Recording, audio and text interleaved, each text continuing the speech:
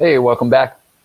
So, in this short segment, I'm going to talk really briefly about the perspectives that we use to understand soils. And then, even though I said in the previous video, I'm not going to talk too much about surface area, I just can't help myself because it's so important that I thought I need to cover it a little bit. So, let's talk about the perspectives first, and then we'll talk very briefly about specific surface area. And then I'll cover it more on Friday. So, there's four main perspectives that we use to understand soils. And the first one's called pedologic.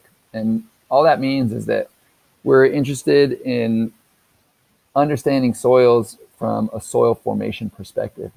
So understanding what are the processes, the environmental processes that, and even anthropogenic processes, which just means human influence processes that allow a soil to form. And so what you're looking at here is what's called a soil profile. And where I'm moving the cursor, that's the soil surface. And then we're just looking at how the soil changes with depth. And so that is a common thing that a soil scientist wants to do, is understand what is causing these changes to take place and how do these different layers of soil that you can easily see, how do those different layers influence how that soil might need to be managed, how water is going to move through it, how contaminants might move through it, how nutrients might move through it, etc.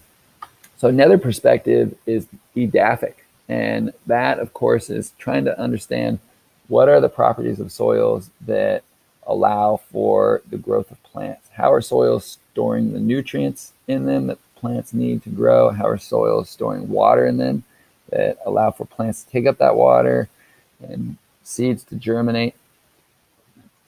The third perspective is environmental, right? And this is looking at soils and their ability to regulate and purify water. And also looking at soils in terms of their ability to hold on to potential contaminants or to allow contaminants to move through them. And so this is something that we'll talk a bit about in class.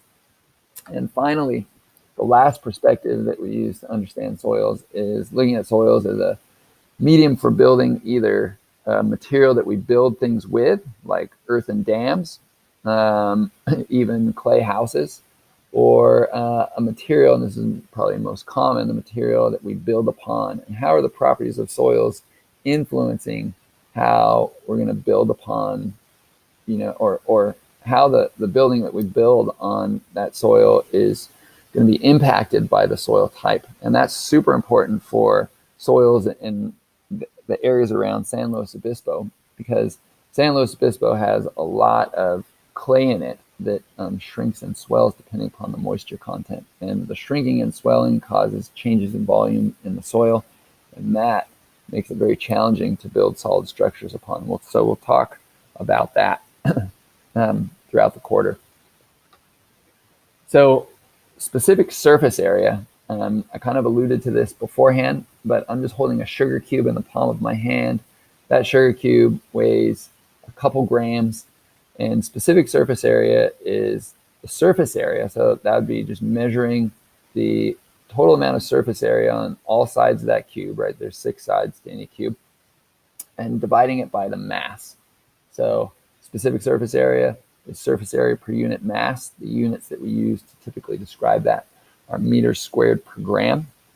And so if we take our solid sugar cube, and let's just assume that it's solid and doesn't have any pore spaces inside of it, and then take that same sugar cube and crush it, we could say that in this crushed sugar cube, there's much more specific surface area because we've exposed all the interior surfaces.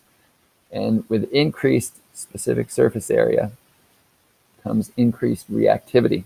So we look at this, right? So here are just 2 examples of different ways or different particle sizes of coffee. So we have coffee on the left and espresso on the right. It's basically the same bean. The coffee on the left is a coarser grind than the espresso on the right. So the question could be then, which one has greater specific surface area?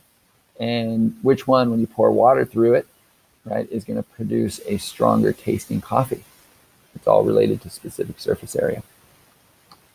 So in the next screencast, we're going to talk about soil profiles, a little bit on soil texture and structure, and then we'll finish that up with soil age and how we decipher soil age by looking at a soil profile.